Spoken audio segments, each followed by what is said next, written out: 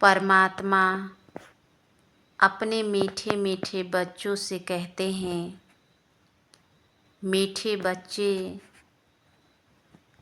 खिवैया आया है तुम्हारी नैया पार लगाने। तुम बाप से सच्चे होकर रहो तो नैया हिलेगी डोलेगी पर डूब नहीं सकती। चाहे जितना कोई हिलावे डुबावे पर सत्य के नाम न डूबा है न डूबेगी। संभालने वाला परमात्मा है ना। अभी बाप समझाते हैं, तुम इन आँखों से जो कुछ देखते हो वह विनाश होने का है। हम भी दुनिया में देख रहे हैं कई विनाश का सीन।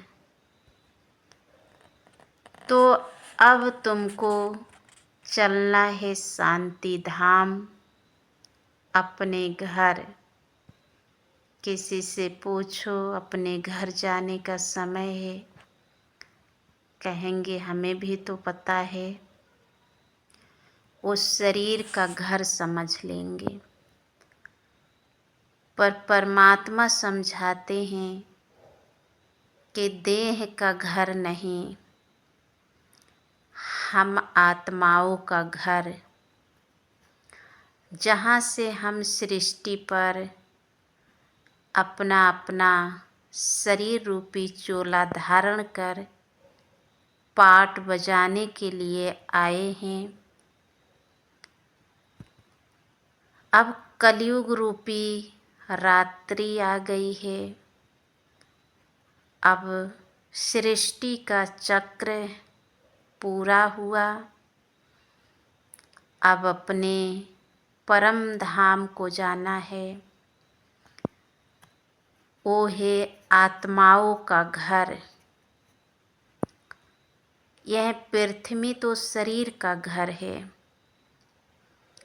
परम धाम है आत्माओं का घर, जहाँ परमात्मा के पास हम सभी आत्माएं निवास करते हैं। इस सृष्टि पर शरीर रूपी वस्त्र धारण कर खेल खेलने के लिए आए हैं। अब सभी का खेल पूरा हो गया। जैसे घर में छोटे बच्चे बाहर साथियों के साथ खेलने जाते हैं, दिन बीत जाता है, जब शाम होता है तो माता पिता अपने बच्चों को ढूंढने निकल जाते हैं कि क्या हुआ, बच्चा दुखी है, रात हो गया, पुकार सुनते हैं तो बच्चों को लेने के लिए माता पिता निकल जाते हैं घर से। इसी तरह हम सभी आत्माओं का पिता परमात्मा ने इस सृष्टि पर सभी मनुष्य आत्माओं को दुखी, अशांत, चिंताग्रस्त, काम, क्रोध, लोभ, मोह, अहंकार रूपी अग्नि में जलते हुए दुखी देखते हैं, पुकार सुनते हैं।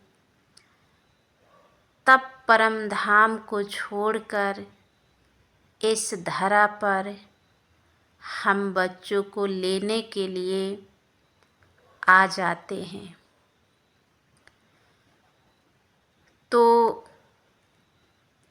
ले जाने से पहले वो तैयारी कराते हैं कि शरीर को छोड़कर आत्मा ही जाएगी परम धाम। तो कैसे जाएगी उसकी विधि बताते हैं परमात्मा।